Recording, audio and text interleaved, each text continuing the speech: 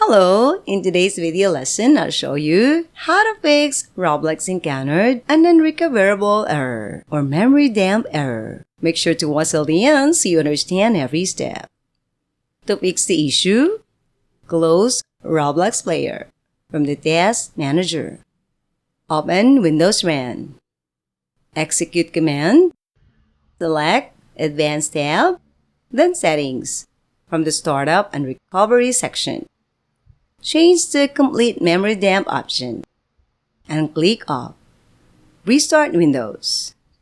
Open Windows RAN and execute the command %local app data %. Allocate the Roblox installation folder and delete it. Then uninstall the Roblox player from your Windows PC. Once the process is complete, install the Roblox player again and join any Roblox server once the installation is complete. That's all for now, everyone. Don't forget to like and subscribe to our channel so you won't miss any helpful tutorials. Thanks for watching.